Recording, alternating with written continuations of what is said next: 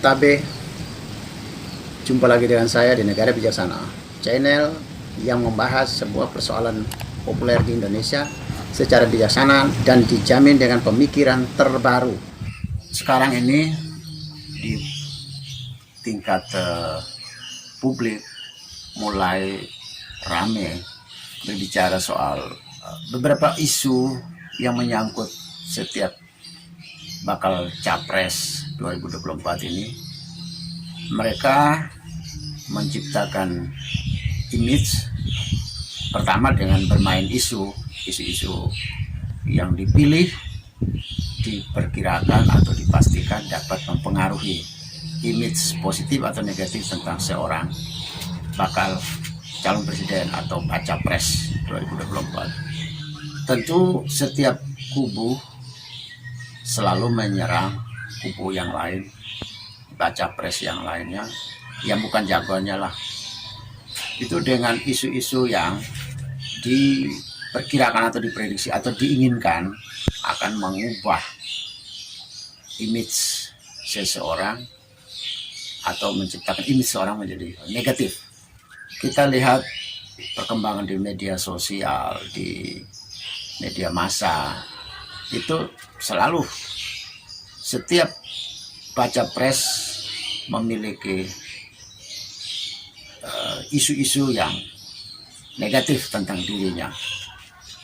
Tentu isu negatif akan menciptakan image negatif bagi seorang tokoh baca pres. Image negatif ini akan mempengaruhi minat pemilih kepada seorang tokoh. Kita mesti harus kritis ya, harus objektif, harus kritis pada setiap isu yang akan merusak citra atau image seorang baca pres. Jika kita tidak kritis, maka kita akan terjebak dalam hoax, dalam fitnah, dalam kebohongan, dan akhirnya kita menciptakan image terhadap seorang baca pres tidak objektif, merusak pendapat kita, dan akhirnya kita terjebak ke dalam permainan isu yang akan merusak objektivitas kita dalam memilih seorang calon presiden. Saya coba melihat ya, sampai saat ini saya mengumpulkan ada beberapa isu negatif yang melekat dengan baca pres kita, khususnya Anies Baswedan, Prabowo Subianto, dan Ganjar Pranowo. Di Anies, profil Anies sering diserang dengan isu Aibon, yaitu lem di sebuah mata anggaran di dalam pembiayaan pembangunan DKI selama Anies atau pada suatu tahun anggaran Anies menjadi gubernur DKI. Itu Aibon yang selalu diangkat sejak beberapa tahun ini sampai sekarang tetap gencar, yaitu tuduhan terhadap Anies yang dianggap markup harga lem. Kemudian ada isu dugaan korupsi di Formula E. Kemudian tuduhan karena kedekatan dia dengan kelompok-kelompok tertentu. Lalu ada isu yang serangan kepada Anies sebagai intoleran atau dekat dengan kelompok intoleran, sehingga Anies juga diimage-kan intoleran. Keempat, ada selalu isu yang muncul adalah Anies seorang yang omong doang atau hanya bermain kata-kata, bersilat lidah. Begitulah. Isu negatif untuk Prabowo yaitu penculikan aktivis 98. Dia dianggap melakukan pelanggaran HAM di tahun 98. Kedua, ada kekhawatiran bangkitnya Orde Baru karena Prabowo dianggap sosok yang dekat dengan Orde Baru karena dia adalah mantan suami dari salah satu anak perempuannya Soeharto atau mantan menantunya Soeharto, Mbak Titik, sehingga dia masih dilekatkan, diimage-kan dengan keluarga cendana. Kita tahu semua keluarga Cendana merupakan penguasa di Orde Baru, dan itu yang membuat gerakan reformasi di Indonesia muncul atas dasar merobohkan kekuatan Orde Baru di tangan Soeharto. Ya, saya kira ada dua ya, image serangan-serangan negatif untuk Prabowo ada dua itu. Sehingga orang ada yang percaya bahwa Cendana dan Orde Baru akan bangkit kembali, atau orang trauma, dan Prabowo diimage-kan sebagai sosok kalau jadi pemimpin di Indonesia akan bangkitkan kembali Orde Baru atau Cendana khususnya. Untuk Ganjar, saya mencatat ada 4 isu negatif yang selalu dikembangkan, selalu didengungkan hampir setiap hari, yaitu dianggap penyuka film porno.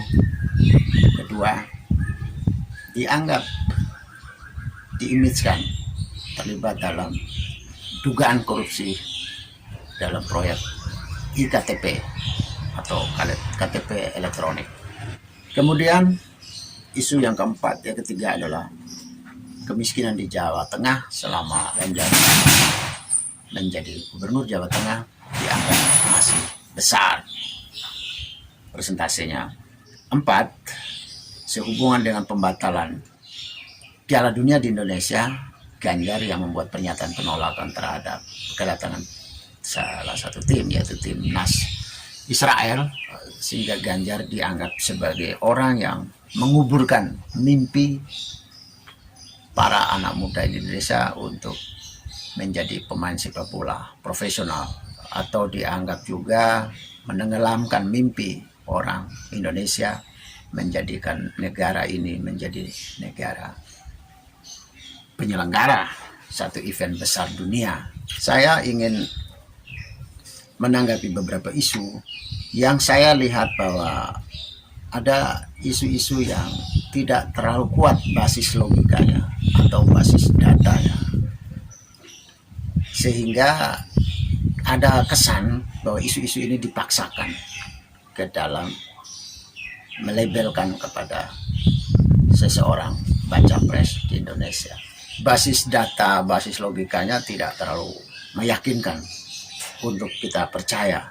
Contohnya begini ya, Anies dalam kasus Aibon, Anies dalam kasus Formula E, keduanya ini diindikasikan sebagai Anies terlibat di dalam merugikan keuangan negara.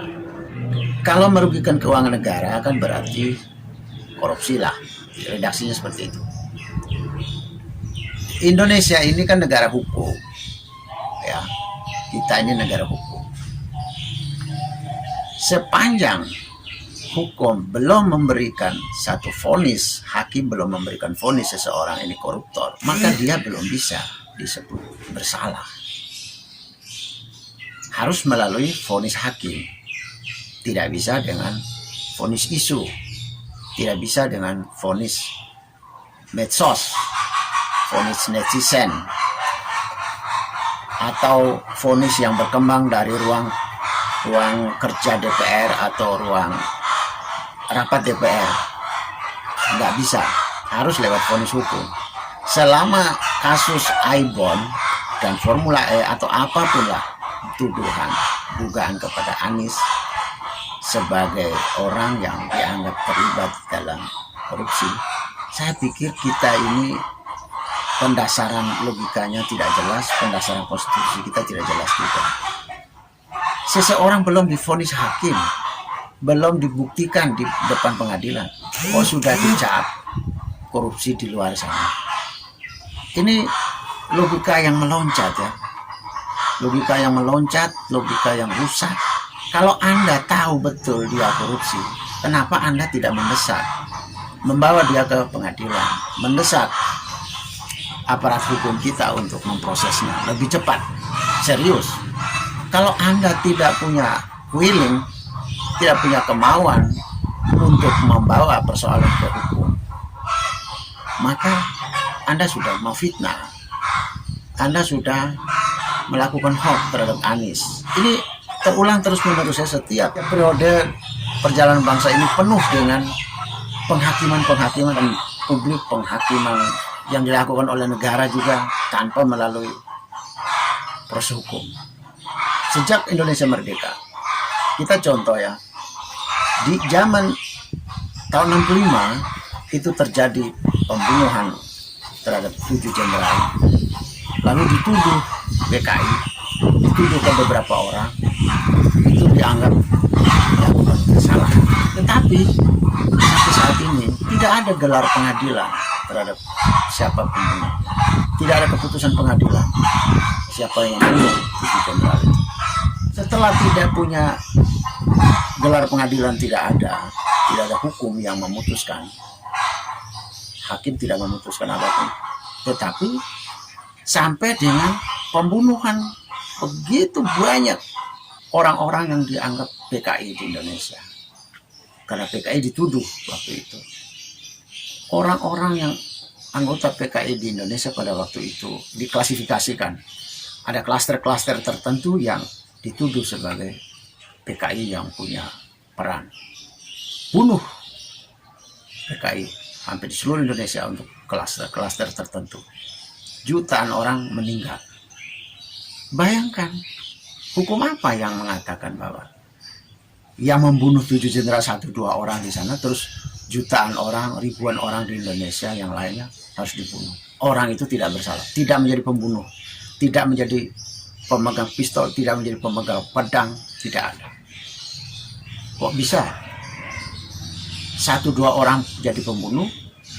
Bukannya 1-2 orang pembunuh itu yang dihukum, tapi malah hukum seluruh orang lain di seluruh Indonesia hanya karena mereka ada dalam partai itu.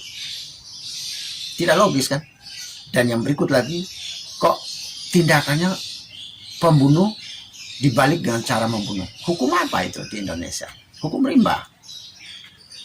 Pembunuh kok bukan dihukum tapi dibalas dengan pembunuhan juga. Bunuh balas dengan bunuh. Nggak ada kan hukum di Indonesia. Bahwa salah satu bentuk hukuman di Indonesia adalah pembunuh harus dibalas dengan membunuh. Jadi proses hukumnya tidak jelas, tetapi vonisnya sudah jelas. PKI pembunuh. Ini sejarah hitam. Sekarang kan kelihatan setelah Orde Baru jatuh, kan ilmuwan-ilmuwan mengungkapkan kebenaran tentang tahun 65. Siapakah G30S? Dulu kan G30S garis miring PKI, berarti pembunuhnya, pelakunya PKI. Sekarang setelah Soeharto roboh, banyak ilmuwan yang mengungkapkan kejadian di tahun 65. Sehingga G30S tidak ada lagi. G30S PKI sudah tidak ada lagi. Siapa pelakunya? Enggak tahu. Sampai sekarang kan belum ada vonis hakim.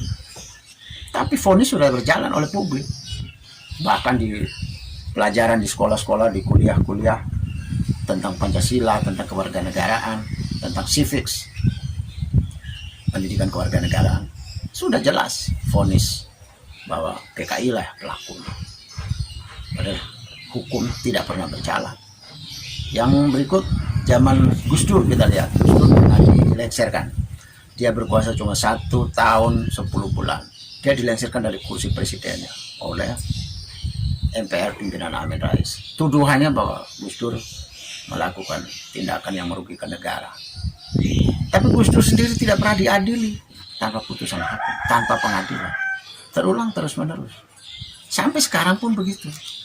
Anies diimage-kan korupsi, kasus Aibon, Formula E, tanpa pengadilan, tanpa vonis hakim.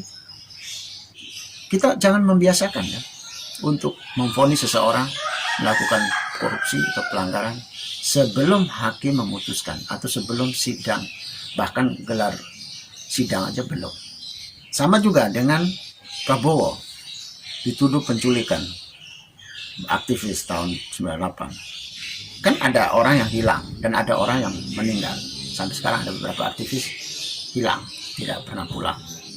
Mana vonis hakim yang menyatakan bahwa Prabowo bersalah? Tidak ada. Gelar hukum tidak pernah ada di Indonesia menyangkut hilangnya aktivis, menyangkut kematian aktivis 98. Memang ada Prabowo diproses di tingkat internal, militer. Tapi kan ketatanegaraan kita tidak mengenal bahwa seorang pembunuh, penculik kok diadili di tingkat organisasi, dianggap benar. Tidak bisa. Proses hukum belum berjalan. Itu kan baru sidang kode etik. Sidang kode etik akhirnya katanya terbukti, terus Prabowo dipecat dari TNI. Itu adalah tindakan administrasi, bukan tindakan hukum. Kalau tindakan hukum, Prabowo belum pernah diadil, belum pernah disidang. Tapi dia hanya sidang kode etik, sudah dipecat. Nah, hakim belum memutuskan, sidang pengadilan belum memutuskan, belum ada. Tapi Prabowo sudah dipecat. Ini adalah bagi saya melihat kasus ini, selama Prabowo tidak dihukum, buktinya kan dia tidak ada tindakan pidana terhadap Prabowo. Prabowo belum pernah menjalani hukuman, belum pernah dia masuk penjara karena dia penculik atau membunuh. Yang ada adalah tindakan administrasi, dipecat dari TNI. Bayangkan, administrasi lebih dulu memvonis orang jadi pembunuh atau jadi penculik daripada hukum. Aneh. Harusnya kan hukum yang memvonis, baru administrasi berjalan. Oh, kalau dia terbukti membunuh dia secara sah dan yang meyakinkan, maka dia dipecat dari keanggotaan TNI. Tapi ini tidak. Kode etik lebih dulu memecat dia sampai sekarang. Dan hukum tidak pernah. Buktinya Prabowo tidak pernah masuk penjara. Itu artinya apa? Sejarah kita pernah hitam, terulang di kasus Prabowo. Hukum tidak pernah membuktikan, Prabowo tidak pernah masuk penjara secara pidana, tetapi administratif sudah dikenal dan dia dipecat. Apa artinya? Kita bisa mencurigai. Jangan-jangan ini adalah berupa konstelasi di dalam tubuh TNI sendiri. Kalau tidak mau dituduh sebagai ini adalah permainan internal, ya harus digelar ke pengadilan dan Prabowo harus dibawa ke penjara dong. Jadi isu tentang Prabowo pelaku pelanggar HAM lewat sidang kode etik di tubuh TNI tidak kuat, tidak meyakinkan bahwa Prabowo adalah pelaku pelanggar HAM. Hanya penjara lah yang akan bisa meyakinkan secara politik Prabowo pelaku atau tidak. Selama Prabowo tidak dipenjara, selama hakim tidak pernah membuat vonis, hentikan isu negatif serangan terhadap Prabowo bahwa dia adalah penculik dan pelaku pelanggar HAM.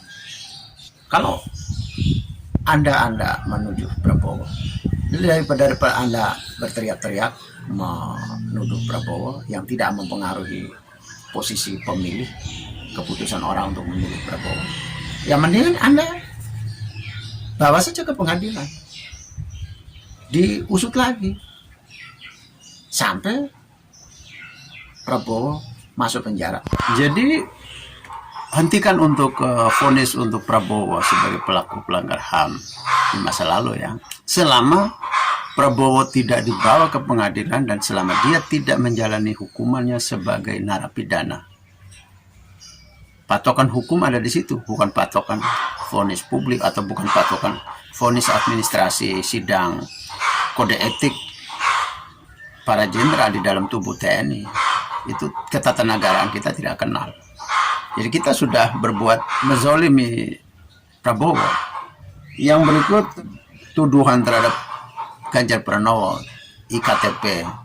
Dianggap Ganjar Pranowo sebagai orang yang dicurigai atau divonis ikut dalam komplotan korupsi uang negara. Sama juga dengan kasus Anies Baswedan dan Prabowo Subianto. Ini negara hukum. Kapan Ganjar Pranowo divonis sebagai orang yang bersalah oleh hukum, oleh hakim sudah memberi keputusan? Sampai sekarang kan tidak ada. Tidak ada vonis hakim yang menyatakan Ganjar secara terbukti dan meyakinkan telah melakukan kerugian keuangan negara. Kita harus berpikir tertib. Tidak boleh vonis di luar pengadilan. Ya, netizen atau masyarakat kita tidak boleh berbuat curang, tidak boleh berbuat tidak adil terhadap Ganjar. Selama hakim tidak memutuskan bahwa dia adalah bersalah, ya kita tidak bisa memvonis dia. Itu tidak ada. Kalau ada, mesti Ganjar mesti sudah menjalani hukuman sebagai narapidana korupsi. Kenyataannya tidak ada. Kalau tidak ada, ya jangan dibuang isu. Bagaimana kita membuat hoax seperti itu, membuat fitnah seperti itu, begitu ramai, begitu masif di Indonesia ini. Kalau sampai orang harus bertindak terhadap mereka-mereka yang hoax dan fitnah, penjara kita bisa penuh. Karena yang melakukan hoax, melakukan fitnah ini begitu banyak sekali. Kepada Ganjar Pranowo juga saya berharap supaya publik, netizen juga hentikan serangan kepada Ganjar. Daripada Anda bingung, daripada Anda rame menyudutkan, memojokkan, memvonis kepada Ganjar, mendingan Anda berjuang di jalur yudikatif, berjuang untuk membawa persoalan ini ke pengadilan sampai vonis hakim dijatuhkan kepada Pak Ganjar. Kemudian soal vonis bahwa Anies adalah intoleran, indikatornya adalah melihat dari kedekatan dia dengan kelompok-kelompok yang dicap oleh publik sebagai kelompok intoleran. Termasuk sejak tahun 2017 dia didukung oleh kelompok-kelompok itu. Di tahun 2017 Pilkada DKI sampai Anies menjadi pemenang, menjadi gubernur terpilih ya. Saya kira logika kita tidak benar ya. Bagaimana mungkin seseorang disebut intoleran apabila dia berteman dengan intoleran juga? Bagaimana mungkin orang disebut koruptor hanya karena dia berteman dengan koruptor? Bagaimana mungkin orang disebut penjudi jika dia berteman dengan penjudi? Apakah setiap orang yang berteman dengan orang pintar, dia pasti orang pintar? Kan belum tentu. Ya, apakah dia berteman dengan orang Papua? Apakah dia pasti dari orang Papua? Apakah dia berteman dengan orang Flores? Apakah dia pasti orang Flores? Tidak demikian. Pembuktiannya tidak begitu. Pembuktian untuk seseorang menjadi kelompok itu, pelaku itu, tidak karena siapa temannya, bukan begitu. Tapi apa tindakan dia sebagai pejabat publik, gubernur DKI selama 5 tahun di DKI?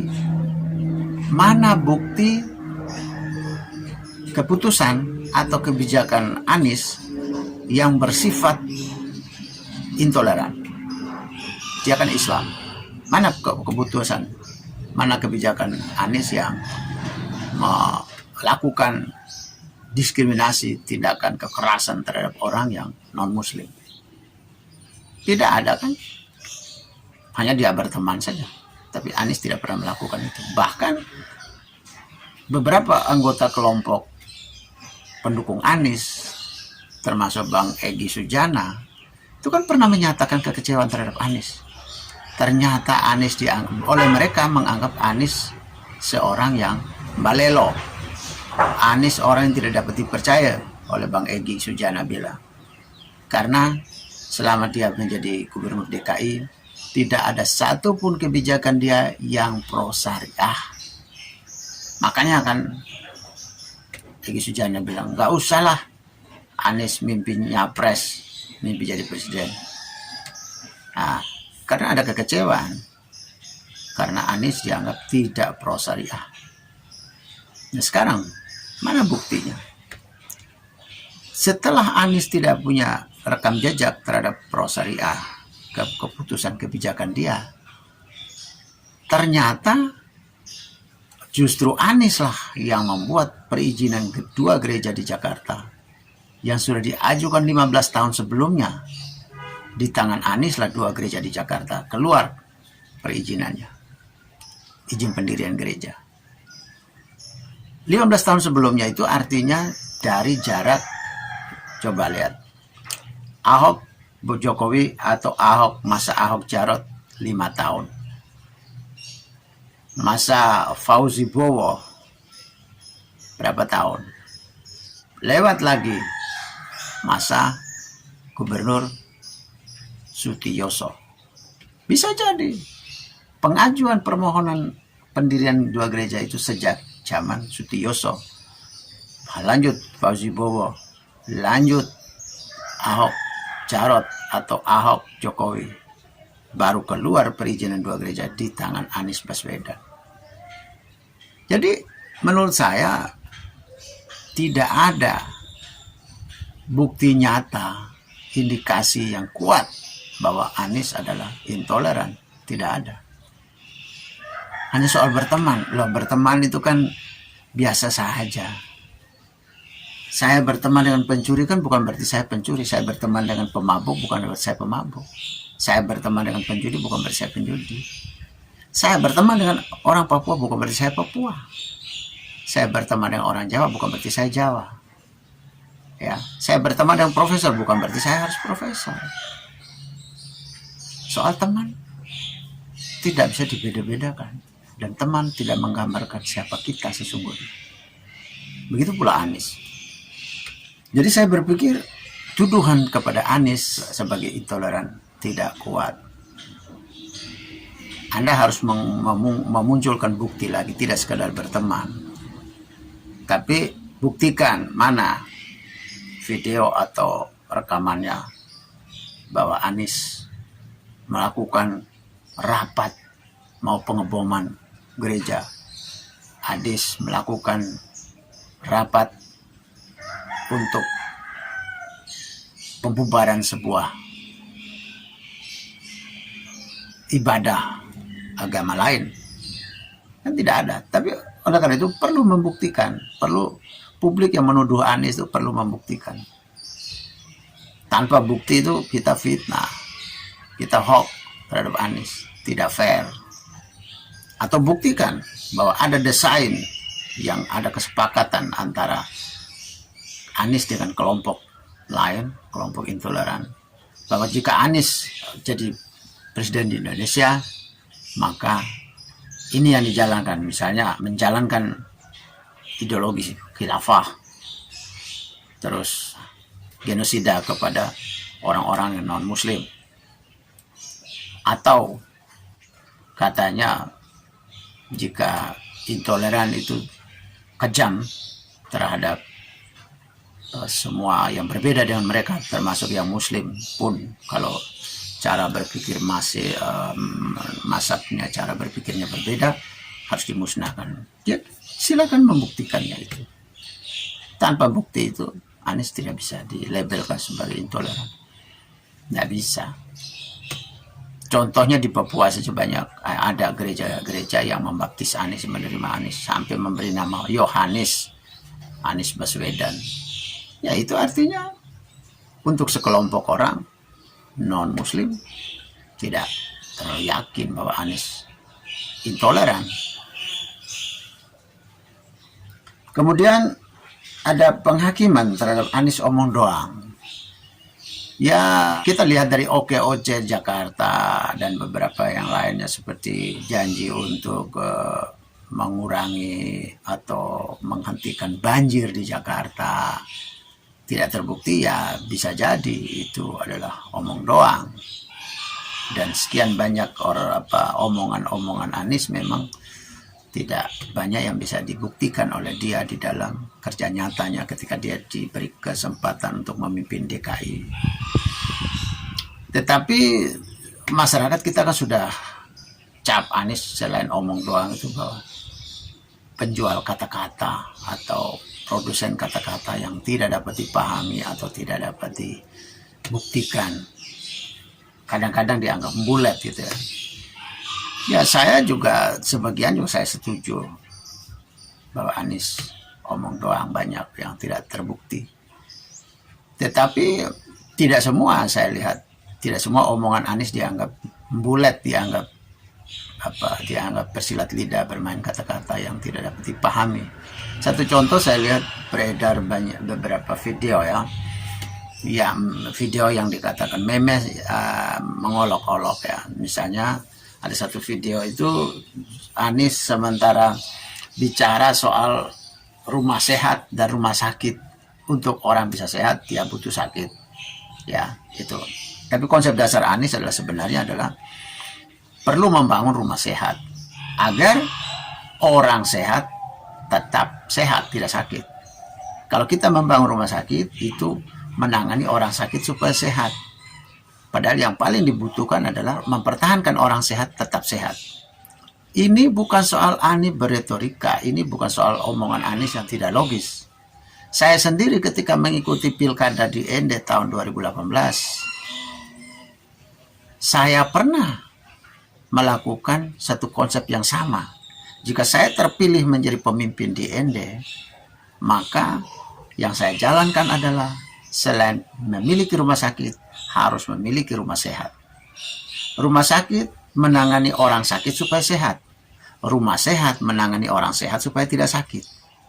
Misalnya di rumah sehat itu pelayanan konsultasi tentang kehidupan sehat, lifestyle sehat seperti olahraga, seperti pelayanan konsultasi psikologi, seperti pelayanan gizi, konsultasi gizi, seperti pelayanan konsultasi tentang arsitektur rumah yang sehat, sirkulasi udara, riolering, drainase dan macam-macam itu, supaya kita hidup dengan lingkungan yang sehat. Nah, saya juga pernah punya ide semacam itu. Jadi ketika orang menertawakan Anies, saya juga merasa saya ditertawakan. Padahal bukan soal itu. Hanya karena orang sudah terlanjur memikirkan image negatif terhadap Anies, akhirnya semua omongan Anies dianggap salah, dianggap lucu, dianggap bulet. Padahal tidak. Ada yang bisa dipahami. Cuma karena idenya itu tidak terbukti atau belum diselenggarakan, belum dilaksanakan, belum diimplementasikan, sehingga tidak ada buktinya, ya orang menertawakan. Tapi konsepnya menurut saya oke, dan itu konsepnya sama dengan konsep saya, bahwa untuk menciptakan orang sehat itu tidak cukup dengan mendirikan rumah sakit menangani orang sakit, tapi harus mendirikan rumah sehat untuk menangani orang sehat agar tidak sakit. Jadi saya kira kita mengkritik Anies dari segi dia berkata-kata perlu dipilah-pilah. Ada pembicaraan-pembicaraan Anies yang masuk akal, secara konseptual masuk akal juga. Persoalan belum terbukti, ya itulah satu kelemahan Anies. Sudah bisa berkata-kata tetapi tidak diwujud nyatakan dalam kerja nyata, itu saja. Tapi konsep dasarnya, beberapa konsep dasarnya saya kira, khususnya yang soal pendirian rumah sakit dan rumah sehat itu, saya kira itu adalah konsep brilian. Itu adalah konsep orang yang sudah menguasai paradigma. Dia memulai dari penguasaan paradigma, baru dia bisa berpikir konsep semacam itu. Kalau orang tidak menguasai paradigma, dia tidak akan bisa memunculkan. Sepanjang hidup dia atau sepanjang sejarah bangsa atau daerah itu, ya rumah sakit, rumah sakit, rumah sakit, rumah sakit, rumah sakit terus gitu. Rumah sehat tidak dipikirkan. Isi rumah sehat dengan isi rumah sakit berbeda. Rumah sakit itu berisi tempat tidur untuk orang sakit, dokter untuk merawatnya, ahli farmasi untuk menangani obatnya, dapur, makan minum untuk memberi makan minum untuk orang sakit. Tapi kalau di rumah sehat tidak begitu. Dia menyediakan misalnya ruangan untuk konsultasi gizi, ruangan untuk konsultasi riolering atau kesehatan lingkungan rumah, ruangan untuk konsultasi psikologi, ruangan untuk konsultasi psikiater, ya bermacam-macam, sehingga orang ini tidak akan sakit. Lalu ada tuduhan atau ada dugaan Prabowo akan menghidupkan kembali Orde Baru, atau Prabowo memberi kesempatan menghidupkan kembali keluarga Cendana untuk berperan. Saya pikir begini ya, memang apa yang ditakuti dari kita untuk Orde Baru? Yang ditakuti adalah otoriter, demokrasi tidak berjalan, orang dibungkam mulutnya, demo-demo dilarang, Dulu sampai di kampus itu adanya namanya BKK, NKK, normalisasi kehidupan kampus. Ya, itu dalam rangka supaya kampus tidak menjadi tempat kritis, tidak untuk mengkritik pemerintah, tidak demo. Yang berikut lagi, KKN ditakuti banget. Konsekuensi dari otoriter artinya akhirnya KKN merajalela. Mengembalikan Orde Baru ini di tangan Prabowo ini, kita perlu membuktikan ketakutan kita itu beralasan atau tidak. Pertama, apakah Prabowo seorang otoriter wataknya? Kedua, apakah Prabowo seorang yang sudah ada indikasi untuk KKN? Kehidupan dia sendiri pernah ber-KKN atau tidak? Dia beraliran KKN atau tidak? Kalau dia kembali ke otoriter, saya kira indikasinya belum muncul. Pak Prabowo sebagai otoriter belum muncul. Karena dari panggung politik selama ini kita lihat Prabowo adalah seorang yang sangat bisa menerima pendapat orang lain. Berbeda pendapat dia sangat menerima. Lihat saja 2 kali dia kalah dari Jokowi, dia ucap selamat kepada Jokowi, dia patuh mendukung kepemimpinan Jokowi, bahkan terakhir dia bergabung menjadi salah satu menteri, yaitu Menteri Pertahanan di era Jokowi. Itu tidak mudah. Saya kira pemandangan politik di Indonesia ini belum pernah ada politikus seperti Prabowo, rendah hati. Demokrasinya luar biasa. Belum ada di Indonesia seperti Prabowo. Kalah cepat mengakui. Kalah diajak kerjasama mau. Sebagai mantan militer, jiwa satria, jiwa kemiliteran Prabowo tetap nampak, tetap ada pada dia. Kepada Jokowi, dia tetap menempatkan Jokowi sebagai panglima tertinggi dia. Kita lihat, tidak ada Pak Prabowo yang melakukan kudeta lah, melakukan pembangkangan terhadap Jokowi, tidak ada. Bahkan dia sangat menghormati, sangat mengagumi, sangat memuliakan seluruh karya-karya Jokowi. Dia luar biasa. Bahkan dia menganggap bahwa saya harus belajar banyak dari Jokowi, dan saya menyaksikan bahwa Jokowi lah pemimpin yang hebat di Indonesia. Itu tidak ada indikasi bahwa Prabowo menjadi seorang yang otoriter, seorang yang keras kepala, seorang yang sombong, congkak. Tidak ada indikasi itu. Lihat pernyataan dia terbaru. Dia menganggap semua partai politik, semua calon presiden, semua tokoh politik bukan lawan politik, tapi teman, sahabat politik, saudara saya. Tidak mudah. Tidak mudah di Indonesia ini kita melihat ada tokoh politisi yang berkarakter seperti Prabowo. Berkarakter yang penuh persaudaraan, berkarakter rendah hati, berkarakter yang mudah memaafkan. Tidak mudah ditemukan politisi di Indonesia seperti Pak Prabowo. Jadi sampai sekarang belum ada indikasi yang bisa terbaca kalau dia jadi presiden di Indonesia atau dia jadi pemimpin, Prabowo akan menjadi otoriter. Jangankan kepada presiden terpilih seperti Jokowi dan lain-lain. Kita lihat beberapa waktu lalu, sama UAS dia dengar, sama Ustadz Abdul Somad itu dia dengar, dia percaya. Jadi sebenarnya menurut saya itu malah terbalik. Pak Prabowo itu orang yang rendah hati, orang yang mudah menerima orang lain, menerima masukan orang lain. Orang yang mudah juga mengakui kalau dia keliru, mudah juga mengakui kalau orang lain benar. Jadi saya sampai hari ini tidak melihat Pak Prabowo sebagai orang yang otoriter. Jadi kekhawatiran terhadap Prabowo sebagai orang yang menghidupkan kembali dengan karakter atau tipikal seperti Orde Baru, saya kok tidak melihat itu ya.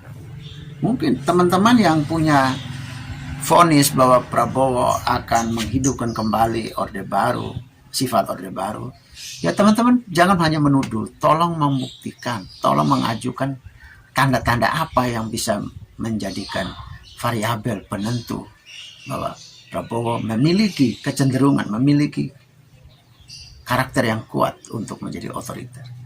Tolong sampaikan bukti-buktinya. Terus Prabowo dianggap menghidupkan kembali keluarga Cendana. Saya pikir keterikatan keluarga Cendana kepada Prabowo ini sudah tidak kuat ya. Menurut saya tidak kuat. Kenapa? Sampai saat ini saja Prabowo meskipun Soeharto sudah jatuh, Prabowo kan tetap tidak kembali menjadi suaminya Mbak Titi, anaknya Soeharto. Prabowo tetap hidup menjadi seorang bujangan atau seorang Buddha, tidak kembali. Kalau dia mau kembali sebenarnya mudah sekali. Kalau setiap pemilu aja Mbak Titi kan merapat kepada Prabowo, kepada Gerindra. Bisa terjalin tuh. Ternyata tidak. Kalaupun dia terjalin kembali cinta, bersemi kembali, ya enggak apa-apa. Itu pun sekarang ini dia tidak pernah punya tanda-tanda dia dekat dengan keluarga Cendana. Kalau dia dekat, ya enggak apa-apa. Apakah keluarga Soeharto kita harus matikan seluruh hak mereka, hak membela negara, hak berpartisipasi untuk pembangunan? Tidak boleh. Selama dia punya hak politik belum dicabut, ya dia masih punya hak. Setiap menjalankan hak konstitusi bahwa setiap warga negara wajib bela negara. Ya, mereka juga wajib bela negara dengan perbuatan baik. Ya kalau memang ada perbuatan tidak baik, ada satu indikasi ya, ada indikasi-indikasi bahwa suatu waktu mereka melakukan kejahatan terhadap negara, ya tinggal hukum itu samakan saja di depan hukum, semua orang sama. Ya lakukan aja tindakan hukum. Tapi bukan berarti hak mereka untuk hidup, hak mereka untuk membangun negara, hak mereka, hak-hak hidup mereka, hak-hak dasar manusia mereka harus dipotong. Tidak boleh. Kita tidak adil, kita tidak benar, kita berlaku jahat. Bahkan kecenderungan kita berpikir melawan konstitusi, yaitu mematikan hak orang untuk bela negara. Nggak boleh. Silakan saja siapapun, jangankan Prabowo, presiden siapapun berteman dengan Cendana, memberi kesempatan Cendana untuk beraktivitas membangun negara ini, boleh. Soal kesalahan, ya hukumlah. Kan mereka juga tidak bisa diberi kekebalan hukum. Sama. Di mata hukum sama dengan orang lain. Sama dengan warga negara yang lain. Tidak apa-apa. Jadi cara berpikir kita memvonis, membuat ini sebagai satu image jelek terhadap Prabowo, keliru. Memangnya kalau saya jadi presiden Indonesia, terus saya dia anggap tidak boleh berteman sama Cendana. Kalau Cendana mau, keluarga Cendana mau berpartisipasi untuk membangun Indonesia, membuka sekolah, membuat pabrik, membuat perkebunan jagung di Indonesia, mengelola tanah-tanah yang tidak produktif, tanah-tanah yang terlantar, apa salahnya? Saya pun tetap memberi kesempatan bagi keluarga Cendana untuk berperan positif. Tapi kalau mereka melakukan sesuatu yang penyelewengan merugikan negara, ya tetap jalan, saya juga mendukung, proses hukum tetap berjalan. Jadi jangan alergi. Masa orang mau berteman tidak boleh. Yang penting dia berbuat baik dan hukum tetap jalan bagi yang melakukan pelanggaran. Publik tidak fair kepada Prabowo, tidak bisa membuktikan, dan kok hanya dengan Prabowo menjadi seorang capres atau dia seorang presiden, terus hak Prabowo dicabut, yaitu hak berteman, hak menjalin pertemanan dengan siapapun, hak memberi kesempatan kepada semua orang untuk berbuat baik kepada negeri ini, kok dicabut, kok tidak dibolehkan. Tidak fair. Pikiran seperti itu bisa saja pikiran yang menantang konstitusi, pikiran yang bertentangan dengan konstitusi sebenarnya. Jadi bukan Prabowo yang salah, kita yang cara berpikir yang salah. Lalu untuk Ganjar ya, tentang IKTP Ganjar, jangan dulu memvonis Ganjar sebagai koruptor. Kan Ganjar belum pernah divonis hakim. Ganjar kan belum pernah menjalani hukuman sebagai narapidana. Bagaimana publik sudah memvonis dia koruptor dengan EKTP? Kalau Anda tidak puas, kalau Anda pegang data banyak, ya silakanlah. Jangan Anda menuduh di luar pengadilan. Bawalah ke pengadilan, tunggu sampai proses pengadilan berjalan, dan tunggu hakim memutuskan bahwa Ganjar terbukti secara sah dan meyakinkan melakukan korupsi yang merugikan keuangan negara lewat proyek IKTP. Ya, saat itulah kita baru mengatakan Ganjar terlibat di dalam IKTP, Ganjar koruptor, Ganjar merugikan keuangan negara. Itu baru pantas. Jika tidak, kita tidak pantas. Kita berbuat zolim, kita berbuat fitnah, kita jahat terhadap Ganjar.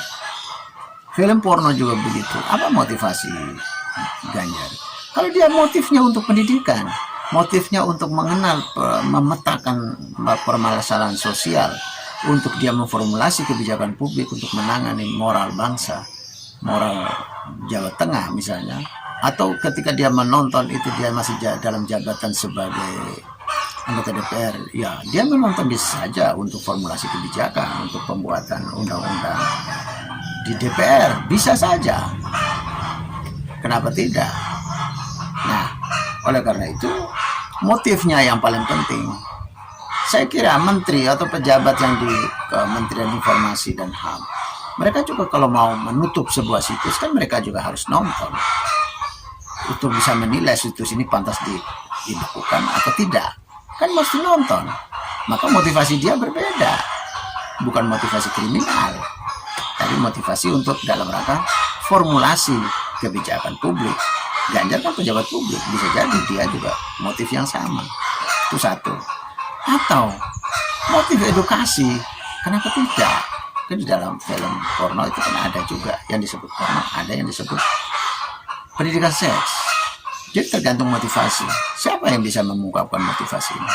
Hai, saya mengundang bagi para pendukung Ganjar, coba buktikan bahwa Ganjar memiliki motivasi yang baik dalam menonton video porno. Ya, buktikan.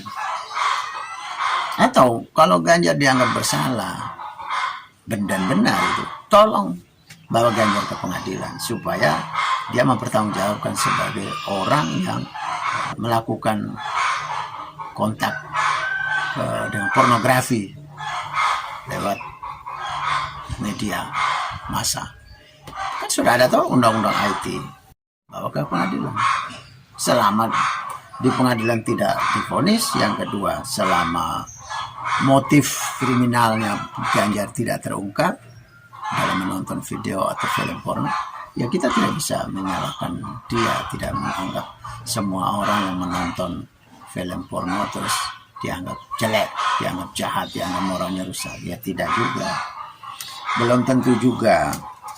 Ibarat dokter, memang manusia tidak boleh memegang kelamin seseorang, entah dia perempuan atau laki, sama-sama laki-laki, tidak boleh. Tapi dalam rangka untuk menyelamatkan nyawa seorang ibu yang hamil melahirkan, ya dokter boleh dong memegang alat kelamin perempuan. Jadi kalau kita dengar, wah si ini pegang kelamin perempuan, apakah saya salah? Apakah saya dosa? Kalau saya dokter gimana? Kalau saya tengah menjalani tugas saya sebagai dokter, saya menjalani untuk membantu ibu ini yang sedang melahirkan, salahnya saya di mana? Jadi apa yang dilakukan orang itu bukan selalu salah dan benar, tergantung motifnya apa. Ganjar juga begitu, dia menonton film porno, tapi motifnya apa? Dia bisa motif sex education, bisa juga motif sebagai pejabat publik untuk melakukan formulasi kebijakan publik, bisa saja. Kementerian Informasi dan Komunikasi juga kalau mau menutup situs porno juga dia kan perlu nonton supaya tahu bahwa ini tergolong porno atau tergolong sex education. Dia kan perlu nonton. Apakah dia nonton terus dia jadi mesum? Tidak bisa.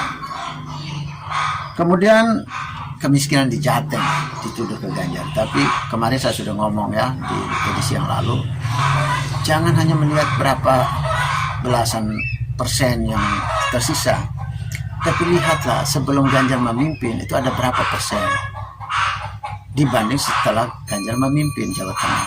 Dia naik atau turun? Kalau dia naiknya berapa? Itu baru namanya prestasi buruk. Tapi kalau dia turun atau stagnan, ya dia prestasi dong. Apalagi kalau mau dibandingkan Anies. Di Anies berapa naik atau turunnya perbandingan antara sebelum dan sesudah dia memimpin, lalu terjadi lonjakan naik atau terjadi turun. Bandinglah penurunan yang ada di Ganjar dan bandinglah penurunan yang ada di Anies. Itu baru fair. Itu baru kritikan kita lebih metodologis, sangat memenuhi standar metodologis. Kalau cuma membaca data di sana, wah 16% di Ganjar, di Anies 20%, wah berarti Anies lebih banyak kaum miskinnya dibanding Ganjar. Anies kalah prestasi. Ya enggak begitu cara membacanya. Ganjar 16%, Anies 20%. Oke. Tapi kalau Ganjar 16%, tadinya 17%, berarti turunnya 1%. Anies 20%, tapi tadinya 25%, berarti turunnya 5%. Nah, berarti 16% di Ganjar dengan 20% di Anies. Anies lebih prestasi. Bukan soal sisanya berapa persen orang miskin, tapi penurunannya, angka penurunannya. Artinya kalau Anies menangani di Ganjar, ya turunnya bukan cuma 1%. Dia bisa dari 17, turunnya berapa? Turunnya 4, ya dia bisa jadi 13. Ganjar bisa 16, tapi kalau di Anies bisa 13. Cara membaca datanya begitu. Bukan begitu lihat angka langsung vonis, enggak begitu. Harus dibanding dengan beberapa angka lain, ada jalan cerita yang lain, ada narasi yang lain dulu. Hubungi sana sini, olah sana sini, baru lihat kesimpulannya begini. Lihat satu angka kita udah langsung masih menyimpulkan, tidak bisa. Jadi orang yang mengkritik Anies atau orang yang mengkritik memojokkan Ganjar ini soal kemiskinan ini, ya orang yang juga tidak paham juga dengan analisa sosial atau analisa statistik, tidak paham juga. Mereka membaca apa yang dilihat, tapi tidak bisa membaca apa yang tidak bisa dilihat, apa yang ada di dalam, jauh di dalam. Apakah Ganjar menjadi pembunuh mimpi anak-anak muda di Indonesia dalam sepak bola ya? Kalau konteksnya penghentian Piala Dunia kemarin dan dia ikut bersuara menolak timnas Israel datang, saya kira itu tidak terlalu efektif untuk menggambarkan bahwa ke depan kalau Ganjar terpilih, Ganjar akan menguburkan mimpi orang anak-anak muda untuk bermain sepak bola. Saya kira tidak terlalu begitu juga, tidak seperti itu juga. Karena intinya Ganjar itu bukan menolak sepak bola, tapi intinya Ganjar itu adalah menolak diplomasi, hubungan diplomasi antara Israel dengan Indonesia. Jadi intinya ada di situ, dia menolak diplomasi. Nah pertanyaannya, kalau tidak ada Israel, ya sepak bola jangan seperti biasa. Semua orang tidak terhambat dalam yang mau nonton sepak bola bisa, yang mau bermain sepak bola bisa. Tapi kalau ada Israel itu yang tidak. Berarti problemnya Ganjar ini adalah apakah sepak bola tergantung dari Israel? Tidak juga. Nah, jadi ya inti dari Ganjar ini adalah sebenarnya ancaman diplomatik antara Israel dan Indonesia.